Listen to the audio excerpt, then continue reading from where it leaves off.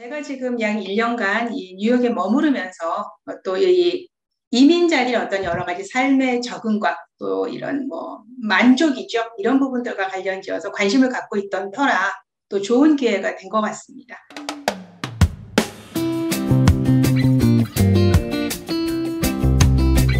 네, 우선은 제가 긍정심리학이라는 주제를 먼저 말씀을 드리고 있는데요. 이 긍정심리학에서는 기본적으로 인간의 정신건강은 손상이나 질병을 줄여주는 상태다. 그리고 안정감과 효율적인 기능 상태다라고 얘기를 하고 있습니다. 자, 이런 부분들은 이 긍정심리학 또는 뭐 행복심리학 이런 부분들은 2000년대가 되면서 사실은 심리학계에서 관심을 좀 본격적으로 받기 시작했고요. 심리학이라는 분야가 이제 현대적인 의미로 학문으로 발전한 시기는 약 한 150년 정도 됩니다. 하지만 그 이전까지의 우리의 어떤 그런 인간에 대한 관심은, 인간에 대한 과학적인 관심이죠. 관심은 주로 이제 부정적인 측면의 관점이 주로 맞춰져 있었습니다. 즉, 어떻게 하면 우울증을 좀 줄여볼까? 어떻게 하면 조현병을 좀 더 완화시켜 볼까? 어떻게 하면 사회적인 범죄를 좀 줄이기 위한 여러 가지 심리적인 기제는 뭔가? 이런 부분들에 관해서 주로 얘기가 되었습니다. 그런데 아마 그 사이에 약 한 150년 정도 되는 사이에 많은 연구들이 인간을 부정적으로 보는 관점에서 연구들이 너무 많이 나오기도 했습니다. 그러면서 1995년 이후부터 서서히 움직임이 생긴 것 중에 하나가 인간을 부정적인 관점으로 보기 아니라 좀 긍정적인 측면으로 보자.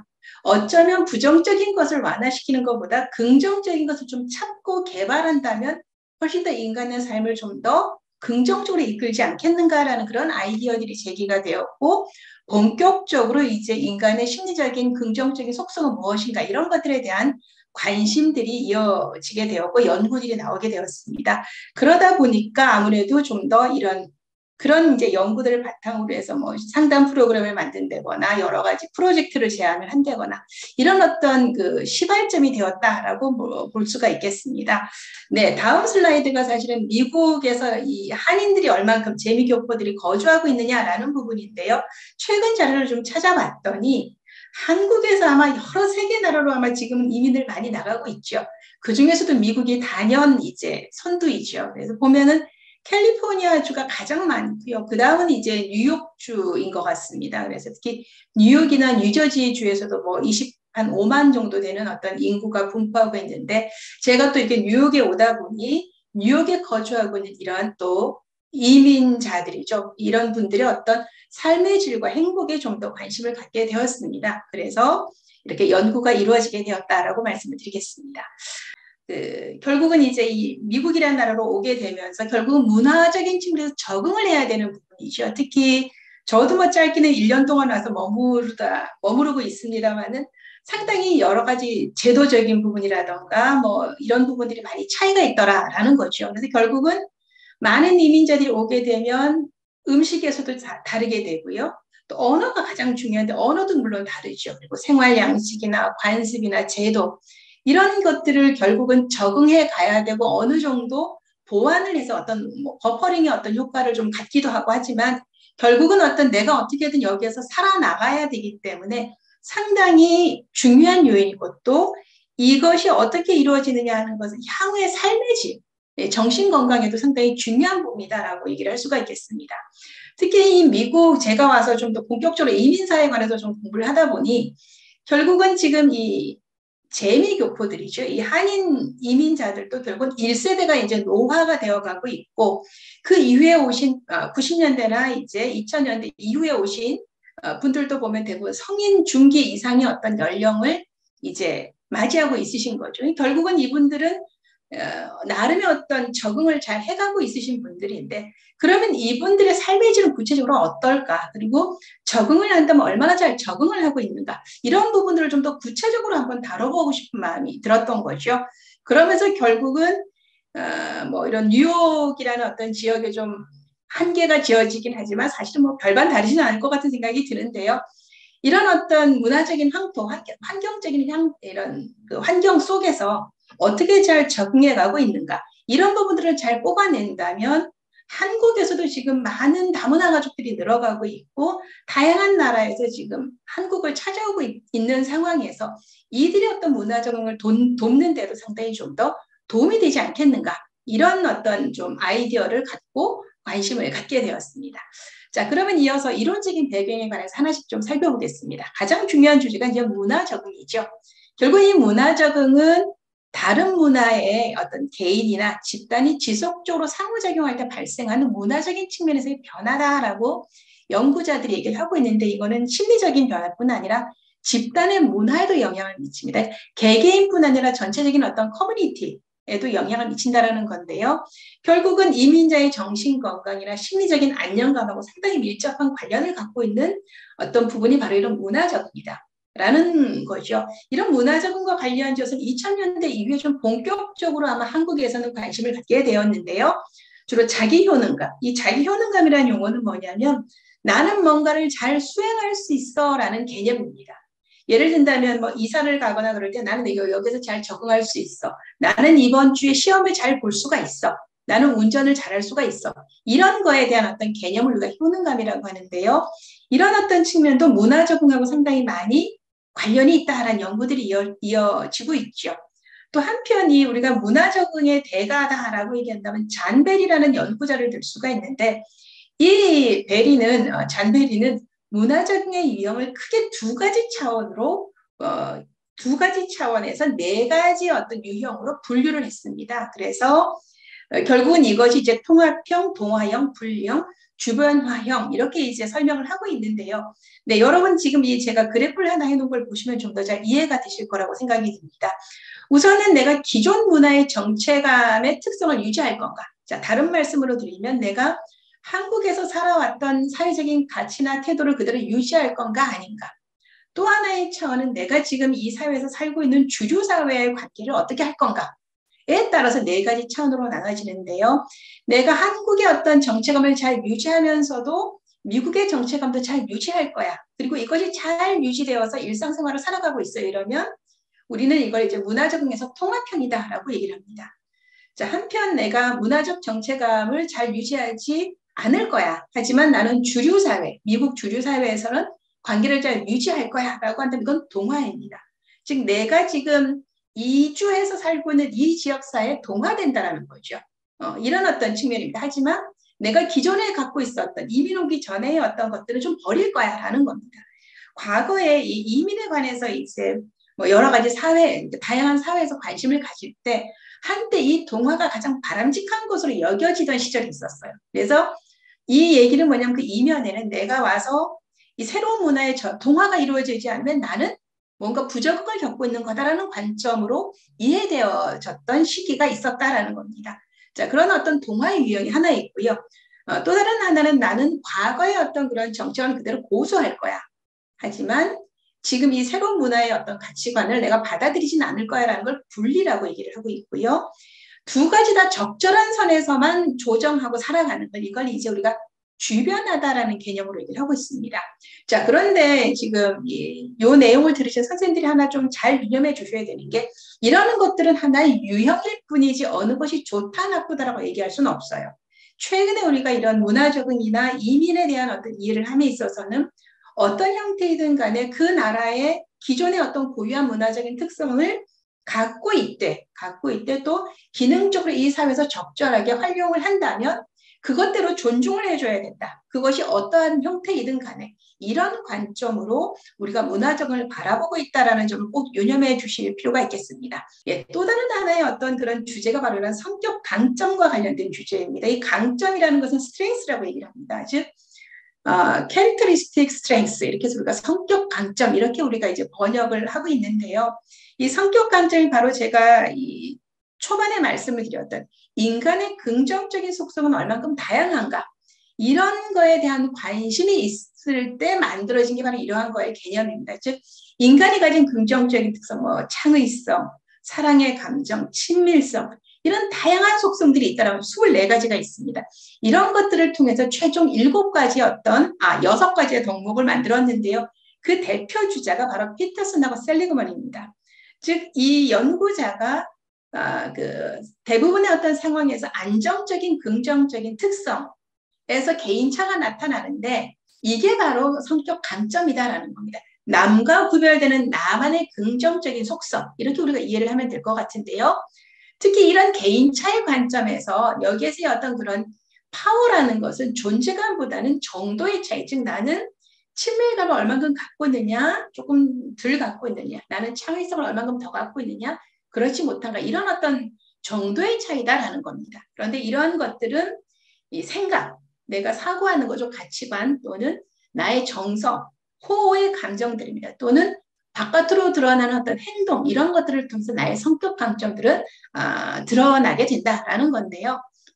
이 성격의 강점은 지혜와 용기와 인간성, 정의, 절제, 초월, 이렇게 6가지의 덕목으로 구성이 되어 있습니다. 그리고 이 6가지의 덕목들은 또 시간이 지남에 따라서 발전하게 되고요.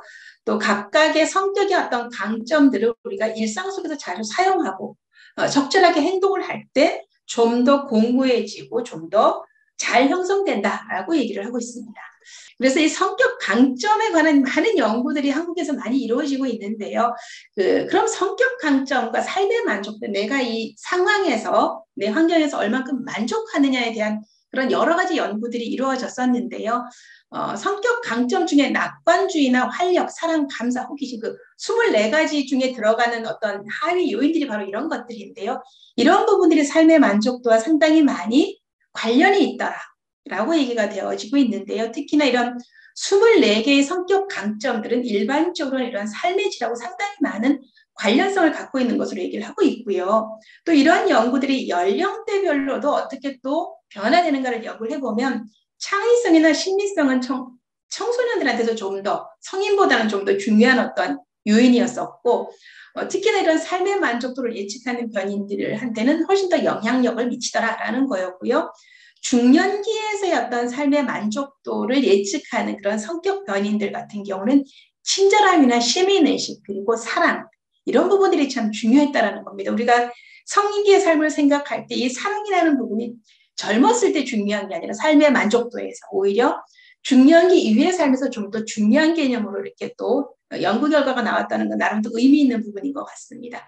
그러니까 결국은 전반적으로 본다면 성격인 강점과 주관적인 웰빙의 관계는 전반적으로 좀 더 증가하는 경향이 있더라라고 얘기를 할 수가 있겠습니다. 네, 그리고 또 하나 이제 중요한 개념, 지금 주관적인 웰빙이 이제 얘기가 되어서 말씀을 드리는데, 서브젝티브 웰빙이 내가 경험하는 주관적인 웰빙이죠. 이 개념과 약간 좀 다른 개념 중에 하나가 이제 객관적인 어떤 측면에서의 어떤 웰빙인데요. 이런 행복에 대한 관심들은 1960년대 후반부터 67년도 정도 되죠. 그때부터 이제 논문들이 나오기 시작은 했는데, 그 시기에 이런 논문들은 어떤 주제였냐면, 자, 우리가 좀 더 삶의 질이 높아지는 것, 즉 우리가 경제적인 수입을 좀 더 많이 올린다면 우리는 행복할 거야.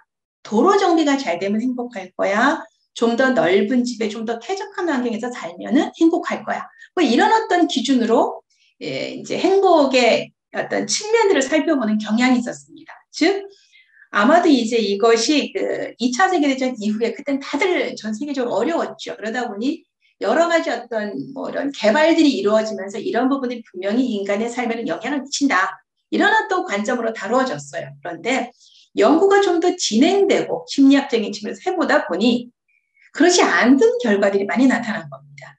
뭐 예를 하나 든다면 전 세계적으로 행복 지수를 해마다 발표를 하고 있는데요. 심리학적인 측면에서 그 행복 지수를 발표를 한번 보면은 생각보다 경제적으로 상당히 좀 낮은 국가에서 행복 지수가 상당히 높은 것들을 우리가 보게 되죠. 그리고 또 하나는 뭐냐면 이 사람들이 충분히 경제적인 부를 이루었는데도 충분히 행복하지 않더라는 겁니다. 그만큼 좀 더 나는 행복하다라는 경험을 충분히 하진 않더라는 거죠. 그래서 나온 개념이 바로 이 서브젝트라는 개념입니다. 즉 주로 이 서브젝트 웰빙은 주로 이제 쾌락주의적인 관점에서 주로 이렇게 얘기가 되어졌던 개념이긴 하나, 내가 내 자신의 삶을 어떻게 내가 생각하는가, 어떻게 평가하는가를 바라보는 심리적인 상태를 주관적인 안녕감, 뭐 이렇게 얘기를 하고 있는데요. 흔히 큰 틀 안에서 우리가 행복감을 얼만큼 경험하느냐라는 부분은 기존의 연구들을 좀 축적했던 거를 정리를 해보면 크게 정서적인 측면하고 인지적인 측면으로 나눠집니다. 즉 정서적인 측면들은 즐거운 감정 또는 즐겁지 않은 감정, 부정적인 감정, 이렇게 이제 구분을 해볼 수가 있겠고요. 인지적인 측면들은 사고 과정과 관련이 됩니다. 즉 나는 내 삶을 생각할 때 전반적으로 만족스러워. 나는 나의 직장 생활이 만족스럽다고 생각해. 근데 이게 생각하는 것하고 정서적인 경험은 또 다른 겁니다. 때로는 그렇죠. 나는 내가 충분히 행복하다고는 하지만 지금 나의 기분 상태는 상당히 불편하고 만족스럽지가 않은 거죠. 하지만 또 행복해요. 그러니까 결국은 본다면 우리의 어떤 행복감이라는 것은 여러 가지 차원으로 이루어져 있다. 우리가 이렇게 얘기를 해볼 수가 있는데요. 특히 우리 인지적인 측면에서 우리의 삶의 만족, 인지적인 측면에서 행복을 얘기하는 우리가 삶의 만족도라고 얘기합니다. 이 디너라는 연구자가 삶의 만족도와 관련해서 5가지 문항으로 측정하는 그 평가 문항을 만들었는데, 물론 제 연구에도 이 자료가 쓰이긴 했습니다. 이런 삶의 만족도, 삶의 질, 이런 측면으로 주로 얘기가 되는 인지적인 측면이 있고요. 정서적인 측면은 제가 긍정정서, 부정정서라고 말씀을 드렸죠. 즉, 내가 행복하다라는 것하고 불행하다라는 것은 사실은 서로 독립적인 개념이다라는. 내가 행복하지 않다고 해서 내가 불행하다고 얘기할 수 있을까요? 아니죠. 그렇죠? 내가 얼만큼 즐겁지 않다고 해서 내가 불행하다고 얘기할 수는 없는 건데, 즉 다른 말씀으로 드린다면 긍정적인 정서와 부정적인 정서는 독립적인 차원이다라는 겁니다. 그러니까 궁극적으로 본다면 우리가 얼만큼 행복하느냐라는 것은 긍정적인 정서를 많이 경험하고 부정적인 정서를 덜 경험할 때 이것이 이제 우리가 좀 더 많은 행복을 경험하는 거다라고 이제 얘기를 할 수가 있는데요. 제 연구 결과 뒤에서도 보시면 이 여러 가지 어떤 문화 적응이나 삶의 만족도와 관련해서 긍정적인 정서는 정적인 이제 그런 관련성이 있지만 부정적인 정서는 당연히 이제 부적인 그런 어떤 그 관련성을 보이는 걸 우리가 볼 수가 있는데요. 자, 보시면 결국은 이런 주관적인 그 웰빙이라는 것, 주관적인 안정감이라는 것은 많은 긍정적인 정서, 적은 부정적인 정서, 그리고 상당히 삶의 만족도가 높을 때 우리가 이런 나는 서브젝티브 웰빙을 경험한다라고 우리가 얘기를 해볼 수가 있다는 겁니다. 네, 연구 결과에 의하면 그런 얘기도 합니다. 긍정적인 정서를 경험은 하되 일상생활에서 작은 긍정적인 정서를 자주 경험할 때 가장 그것이 행복에 중요한 영향을 미친다는 그런 연구 결과들이 또한 있습니다. 네, 이어서 또 다른 어떤 개념이죠. 가치관에 관해서 좀 얘기를 해볼 텐데요. 이 문화적인이라는 어떤 그 개념은 다른 문화를 가지고 있는 개인들이 들어와서 한쪽이나 양쪽 문화의 변화가 일어나는 현상을 우리가 이제 이런 그 문화 적응이라고 얘기를 하게 되는데요. 이런 문화 적응에 대한 개념 하나하고 또 다른 하나는 문화 전개라는 개념이 있는데, 이거는 뭐냐면 모국 문화의 고유한 가치나 생각, 개념들을 이제 포함하고 있는 문화에 대한 기준입니다. 그리고 이것이 어떻게 사회화가 되는가라는 관점에서 바라보는 관점이 또 문화 전개라는 관점이 있는데, 저는 이런 관점보다는 문화 적응적인 측면에서 좀 이야기를 나눠보려고 합니다. 문화 적응적인 관점에서는 결국은 이런 문화적인 측면에서 여러 가지 어떤 가치가 그 안에 내포가 되는데, 즉 특정 문화권에서 바람직하다 하거나 긍정적이라고 생각하는 것들에 대한 보편적인 가치를 우리가 문화적인 가치라고 얘기를 하고, 이런 가치를 우리가 잘 수용하느냐 수용하지 않느냐가 결국은 문화 적응하고 상당히 많이 관련이 있다는 거죠. 그래서 특히 김하고 오미조라는 연구자는 이런 문화 적응을 어떻게 해나가느냐 하는 부분에 있어서 문화적인 가치를 상당히 중요하게 생각을 했는데요. 즉 문화적인 가치를 얼마큼 잘 수용하느냐, 그리고 또 그 문화를 얼마나 고수하고 있느냐, 이런 것들이 영향을 미친다는 겁니다.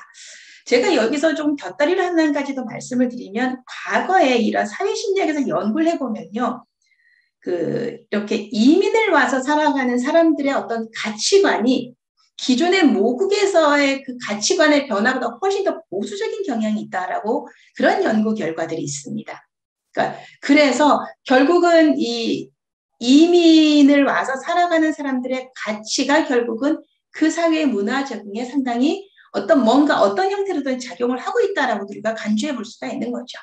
네, 그래 다시 돌아와서 결국은 이주민이 자문화와 모문화의 가치를 수용한 정도를 파악해서 문화 적응 수준과 문화 전개 수준을 알아보는 것이 상당히 좋은 어떤 그런 문화 적응을 이해하는 하나의 틀이 된다라는 그런 이제 이야기들도 나오게 됩니다.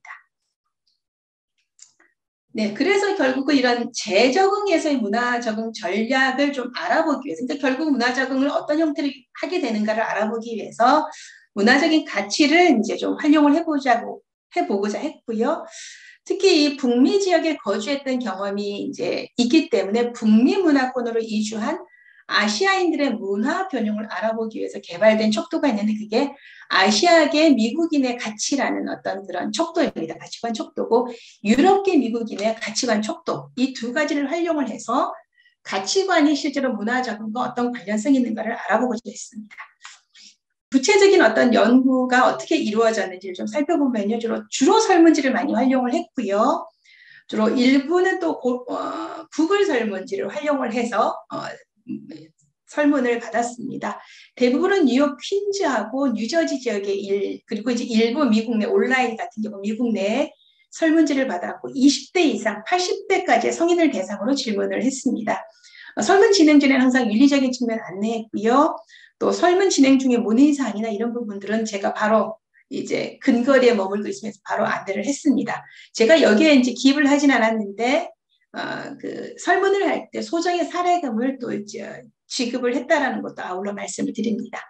주로 미응답된 문항이 있거나 부적절한 응답 그리고 지금 보시면 20대가 설문지가 얼마 안 됐습니다. 약 한 10부가 안 되는 거여서 이분들은 사실은 대부분 미국에서 태어나신 분들입니다. 그래서 문화적인과는 조금 더 거리가 있다고 생각해서 응답에서 제외를 했습니다. 그래서 이제 30대부터 주로 이제 설문을 했고요. 전체적으로 해당하는 거는 190개의 어떤 설문을 분석 자료로 사용을 했습니다. 뭐 기본적으로는 인구 통계학적인 자료 여러 가지가 나와 있는데 도포해 보시면서 간단하게 말씀을 드리겠습니다. 우선 30대에서 80대까지 쭉 했고요. 그 연령대는 그랬고요. 40대에서 60대까지가 가장 많은 퍼센테이지를 차지했습니다. 성별로는 남성과 여성 조금 비교하기가 조금 안타까울 정도로 남성 응답자들이 많지 않아서 좀 이 부분도 나중에 우리가 좀 고려해야 될 부분이긴 한데요. 여성이 152명이었고요. 교육 수준은 대졸 이상이 상당히 많은 퍼센테이지를 차지하고 있었습니다. 그 다음에 결혼 상태는 대부분 기혼이었습니다. 네, 그리고 이민 연도입니다. 그러니까 제 설문지에서 보면 71년도가 가장 먼저 그 이민 오셨다고 한 분이 계셨고요. 가장 최근에는 22년도까지 있었습니다. 그래서 전체적으로는 80년대와 2000년대 초반까지 가장 많은 이민을 오셨다고 응답을 하였습니다. 네, 이어서 그다음 그럼 이민 온 사유가 어떠냐? 이 부분은 사실은 이제 합계가 298이죠. 제가 개인에 따라서 여러 가지 목적으로 이민을 온 이유도 있더라고요. 제가 사전에 이런 또 이민자들의 한인들의 어떤 적응과 관련 지어지는 여러 가지 또 설문하거나 연구하시는 분을 도와드리면서 인터뷰를 잠시 이렇게 했던, 그러니까 저 입장에서도 이제 연구를 해야 되니까 몇 가지 물어보고 막 이랬던 경험이 있었는데 봤더니 한 가지 요인만으로 이민을 왔다라고 얘기하기가 조금 고민을 하시는 부분들이 많아서 가능하면 최대 3가지까지는 선택을 해달라. 이렇게 해서 이제 응답을 모았습니다. 물론 한 가지로 말씀하신 분도 있고요. 2가지로 말씀하신 분도 있으십니다. 예, 그리고 가장 그 이민 사유로 가장 높은 응답은 더 잘 살기 위해서 왔다. 또 선진국이다. 그래서 왔다라고 얘기하는 사례들이 있었고요. 자녀 교육이나 배우자의 직업이나 또 뭐 본인의 어떤 직업이나 학업 때문에 오신 응답들이 전체적으로 높았습니다. 특히 아마 배우자의 직업이나 학업 같은 경우는 여기 와서 공부하시다가 이제 정착하신 그런 경우가 해당이 될 것 같고요. 기타 항목들은 좀 다양했는데요. 뭐 전쟁에 대한 위협 때문에 이민을 왔다. 또는 내가 자식이 없어서 이제 그 사회보장 제도가 잘 돼 있기 때문에 미국으로 이민을 왔다. 뭐 이렇게 얘기를 하시는 분들도 있었습니다. 이런 분들은 다 기타 항목으로 포함을 시켜봤습니다. 네, 이어서 이제 각각 이제 인구 통계학적인 결과는 이렇고요. 전체적으로 그러면 중요한 어떤 그런 그 핵심 개념 중심으로 평균은 어떠하고 표준 편차는 어떤지를 잠깐 보겠습니다. 전체적으로 모든 척도는 이제 리커트형으로 5점 척도로 했고요. 3이 보통이고 1이 이제 가장 안 좋은 거고 이제 5점이 가장 높은 겁니다. 자, 우선은 이제 그 전체적인 어떤 그 점수를 좀 보시면 성격 강점 같은 경우 3.7의 점수가 나왔고 행복한 삶도 3.57. 전체적으로 본다면 대부분의 이제 제가 중요한 설문으로 고려를 했던 것들이 다 3점대는 넘어서고 있습니다. 비교적 만족스러운 어떤 그런 삶의 형태를 갖추고 있다고 볼 수가 있겠고요. 그다음에 아시아 가치관하고 유럽 가치관은 3점대니까 아마 그냥 보통 정도로 우리가 좀 이해를 해야 될 것 같고요. 긍정 정서가 3.2였고 부정 정서는 전체적으로 본다면 덜 경험해야 되는 게 좀 더 행복한 삶하고 관련이 있겠죠. 그러다 보니 3점 이하의 어떤 점수가 나왔습니다. 그리고 영어 능력에 관해서 비교적 높은 점수, 제가 기대했던 것보다는 좀 높은 점수가 나오지 않나라는 생각이 들고요. 이건 전반적인 어떤 그런 평균 점수고 그럼 중요한 어떤 그 개념을 중심으로 하위 요인들 조금 살펴보도록 하겠습니다. 네, 예, 하위 요인 중에 하나가 제가 이걸 따로 놓은 이유가 뭐냐면 주로 제가 이제 문화 적응의 유형에 관심을 갖고 있죠. 그러다 보니 이 문화 적응의 하위 요소들의 점수는 어떤가를 좀 봤습니다. 그래서 문화 동화와 문화 분리, 문화 통합은 평균 점수가 전반적으로 낮았습니다. 이제 명확하게 구분을 지어지기가 다른 요인들과 관련해서 좀 한계가 있었고요. 문화 주변화와 관련되는 부분은 상당히 점수가 높았습니다. 이 얘기는 뭐냐면 이 척도로 조사를 해봤을 때 결국은 지금 이민자들의 어떤 그런 다수의 그 문화 적응 유형은 주변화에 조금 머무르고 있는 경우가 많다라고 이해를 해볼 수가 있겠습니다. 이 주변화가 왜 많이 이렇게 일어났을까? 장기간 여기서 적응하고 건강에 잘 적응한 것 같은데 이런 부분들을 제가 좀 고민을 해봤는데 결국은 그렇습니다. 이 커뮤니티가 지금 뉴욕이나 그러니까 뉴저지나 뭐 퀸즈나 이쪽 롱아일랜드 쪽은 한인 커뮤니티가 무진장 잘 형성이 되어 있죠. 그러다 보니 여기서 살아가는 게 전혀 문제가 안 되는 거예요. 너무 잘 지내고 있는 거죠. 그러니까 적절하게 한국인의 가치를 갖고 있으면서도 그렇게 완전히 이런 이 개인주의적인 문화권, 미국의 문화에 함몰되진 않지만 또 그것도 일부 가지고 와서 살아가는 거죠. 그런 형태로 이제 이런 문화 적응의 형태가 나타나지 않았나. 이런 이제 그 결론을 얻게 되었습니다. 왜냐하면 다른 요인들과의 상관관계를 보면 이 문화 주변화가 어떤 형태를 통해서 드러나고 있는가를 좀 더 우리가 알아볼 수가 있겠습니다. 예, 이게 이제 16가지다 보니 제가 도표를 2개로 나눴는데요. 행복의 각각의 하위 요인들을 조사한 겁니다. 그리고 제가 붉은색을 표시한 거는 4점 이상인 것들을 조금 더 붉은색으로 표시를 해봤는데요. 전반적으로 본다면 전체적으로 3.5가 넘는 긍정적인 나는 만족스럽다. 나는 여러 가지 여건에서 어느 정도 잘 지내고 있다. 이렇게 이제 체크를 하셨는데요. 특히 자녀와 관련된 것, 친지와 관련되는 부분이 상당히 점수가 좀 더 높게 나왔습니다. 그리고 또 자율성과 관련 지어지는 부분, 내가 내 스스로 어떤 이 통제 수준이나 이런 것들을 잘 하고 있다라고 여겨지는 부분이 좀 더 높게 나왔습니다. 그래서 어쩌면 이런 자립적인 부분들은 문화적으로 이런 그 이민을 오신 것 자체가 자립적인 어떤 자율성과 관련 지어지는 어떤 속성일 수도 있겠다라고 생각을 해보고요. 또 하나 좀 이 집단의 어떤 속성 때문에 그런 것 같습니다. 종교가 상당히 점수가 높게 나왔어요. 그래서 아마 이 설문을 하신 분들이 교회나 성당을 다니신 분들이 좀 많습니다. 그러다 보니 이 점수가 좀 더 높게 나오지 않았나라는 생각이 들고요. 결국은 이 지금 붉게 칠해진 이런 자녀나 친지나 또 여기 제가 뭐 붉게는 안 했습니다만은 뭐 사랑이나 관계 이런 것들이 결국은 다 전체적으로 집단주의 문화와 관련되는 그런 개념들인데 비교적 다 높게 나왔다라고 얘기를 해볼 수가 있겠고 이는 한국에서 제가 이 척도를 가지고 여러 가지 연구를 했을 때 결과가 상당히 유사하게 나왔다라고 우리가 이해를 해보겠습니다. 네, 다음 슬라이드 보겠습니다. 네, 이 부분에 이제 제가 그럼 각각의 하위 요인들과의 상관이 어떠한가 이런 부분들을 좀 알아보기 위해서 이제 제시한 표인데요. 문화 동화나 문화 분리, 문화 통합은 사실은 이런 관련성이 높은 것이 그 아시안 가치와 역상관이 있습니다. 즉 X축이 증가할 때 Y축은 감소하는 어떤 그런 측면들을 조금 더 갖고 있다라고 볼 수가 있겠습니다.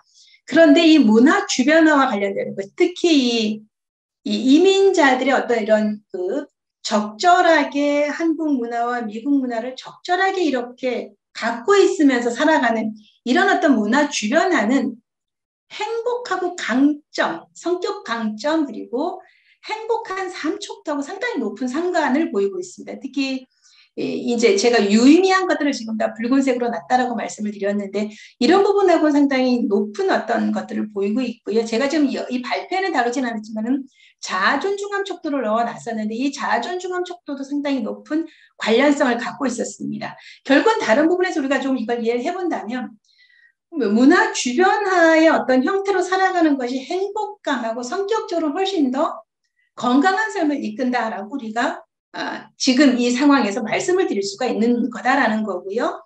또 부정적인 정서하고 아시안 가치하고는 부적인, 그러니까 X축과 Y축을 할 때 감소하는 어떤 특성들을 보이고 있다는 겁니다. 그리고 전반적인 삶의 어떤 그런 인지적인 삶의 만족도를 평가하는 부분하고 문화 주변화도 이제 유의미한 어떤 상관이 있는 것으로 얘기를 하고 있고, 그리고 영어 능력인데 이게 또 좀 재미났어요. 제가 볼 때는 뭐냐면 영어 능력과 가장 많이 관련이 있는 그 문화 적응의 유형은 문화 동화입니다.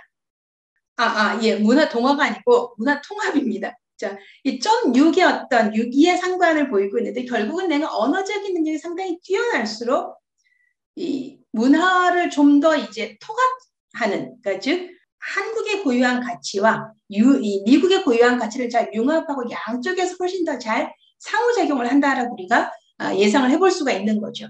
그 다음은 문화 동화입니다. 결국은 언어 능력이 어느 정도 될 때 내가 이 미국 문화에 좀 더 동화하려는 어떤 경향이 나타나는 게 결국은 본다면 언어가 중요하다라고 우리가 얘기를 해볼 수가 있겠고요. 문화 주변도 의미 있는 관계가 나타났습니다. 언어적인 능력과 관련지어서는요.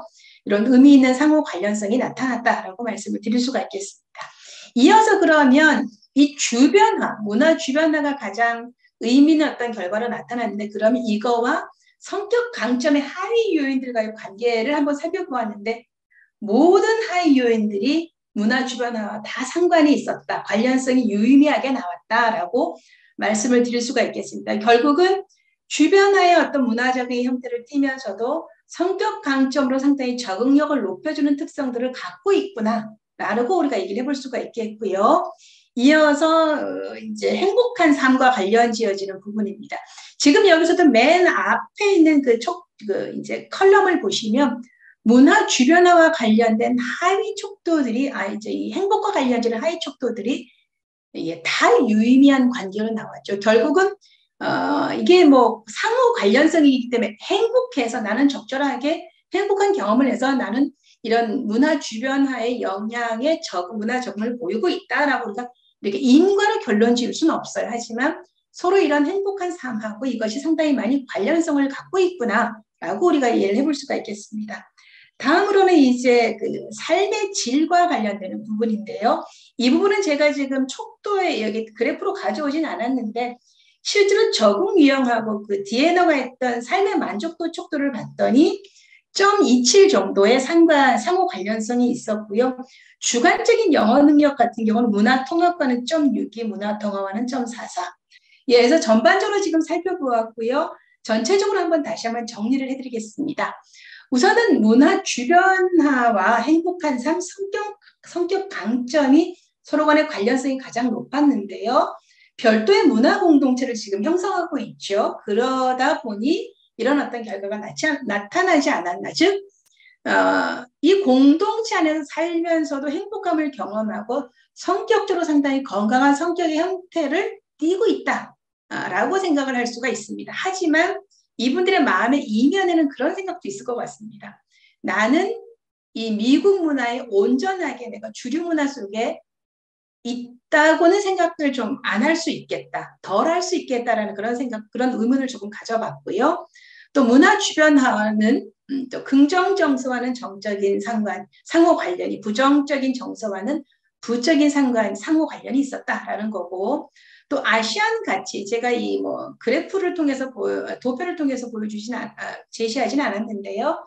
아시안 가치와는 부적인 상관이 있는데 그것의 정도를 본다면 동화나 분리가 가장 높았고요. 부적인 관련성으로 가장 높았다는, 그 다음이 통합이고 그 다음이 주변화였고, 유럽 가치와의 어떤 그런 주변화와의 관련성은 주변화가 가장 높았고 그 다음에 통합이고 그 다음에 분리의 형태를 갖고 있습니다. 그래서 이게 뭐냐면 아시안 가치보다 유럽의 가치를 좀 더 많이 갖고 있더라라는 겁니다. 이 문화 적응에서 문화 주변화를 분류했던 이제 그 집단이 훨씬 더 서구의 가치를 좀 더 갖고 있는 경향으로 얘기를 하고 있습니다. 그리고 결국 이러한 가치가 문화 적응에도 영향을 어느 정도 미치겠다라고 얘기를 할 수가 있겠고요.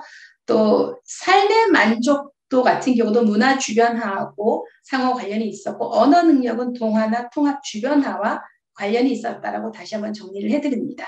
마지막 슬라이드가 될 텐데요. 이 연구의 조금 한계점을 조금 말씀을 드려본다면, 우선 좀 특정 지역에 좀 국한되어져 있었다라고 조금 말씀을 드리겠습니다. 그래서 그 부분이 저 개인적으로 좀 아쉬운데요.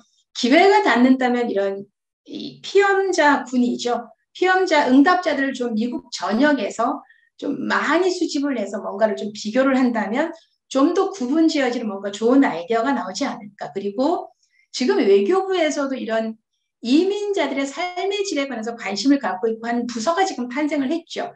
특히나 이런 이민자들의 적응과 관련해서 국가적인 차원에서도 관심을 갖고 있는데, 이런 부분들에 좀 더 관심을 본격적으로 좀 가져보면 좋겠다는 아쉬움을 좀 갖게 되고요.